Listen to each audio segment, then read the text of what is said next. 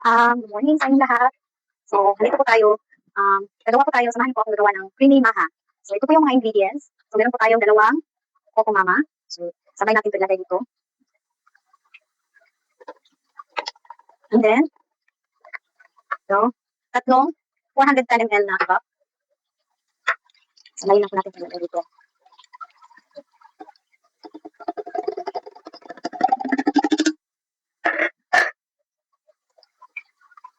Next,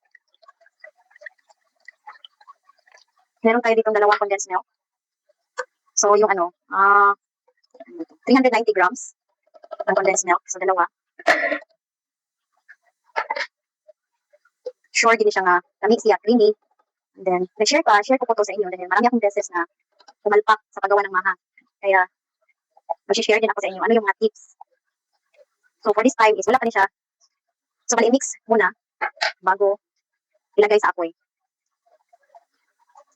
So, simutin natin para hindi sayang. So, tapos na tayo sa iba, sa condensed coco mama. So, dito na tayo sa cream corn. Isang lata ng cream corn.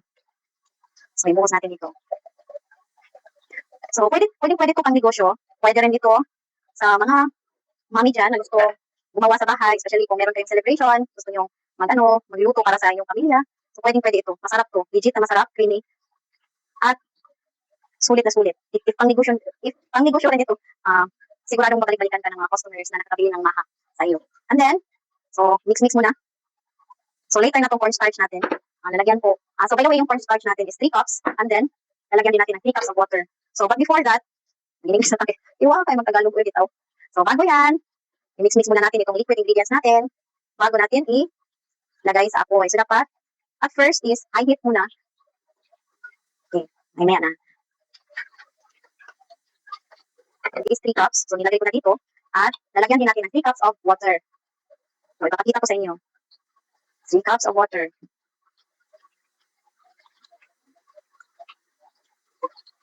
Yan. So, paghaluin lang natin ito. Halo na natin.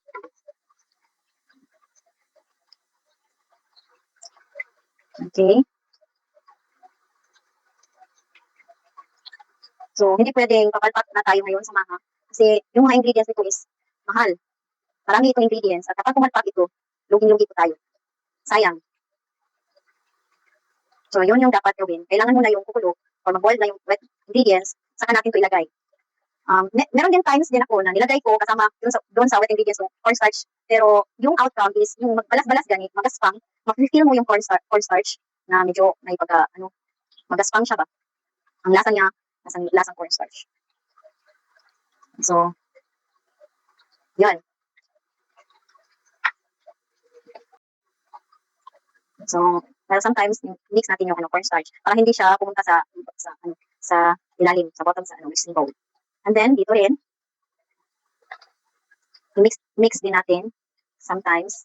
Hindi permi ha. Nakalimot ko sa Tagalog sa sometimes. Comment niyo na lang. Pwede rin akong punahin. Isod kasi mahirap kasi magtagalog kasi nakasanayan ng Bisaya. So nagtatagalog ako para kung meron mang maka-watch sa video ko na hindi mga Bisaya, at least maano din nila, ma-understand. Okay? So ito na po yung time na ilalagay na po natin itong cornstarch mixture natin sa ating milk mixture. So yan. So pag ilagay na po natin yung cornstarch, inaan na po natin yung apoy. Yan. At i-mix natin po ito.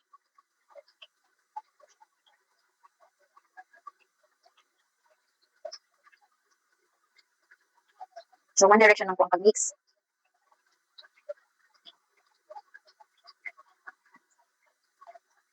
So, wag nang pabayaan. Palagi nyo na po itong mix para hindi mabubuo yung mixture natin ng creamy maha.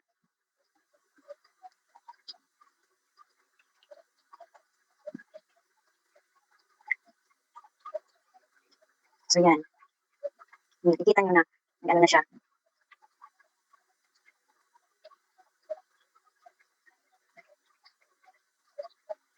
Yan. So, unti-unti na po siyang mag-create ng thick consistency. So, ito pong ginagawa ko po is live cooking po ito para nakikita nyo. kung kailan ilagay, kung kailan ano yung dapat tingnan para ilagay nyo na ang cornstarch at saka yung water. Meron din akong nakikita ng mga vlogger na ilagay nila kasama ang cornstarch kasama sa milk na mixture. Pero yun nga, yung outcome para sa akin, yung meron siyang cornstarch taste at saka yung texture niya may balas-balas. Hindi melts in the mouth. At saka iba compare nito. So yung ginagawa natin is niluluto muna, i-make sure muna natin na maluluto yung milk mixture bago nilagay yung cornstarch with water na mixture.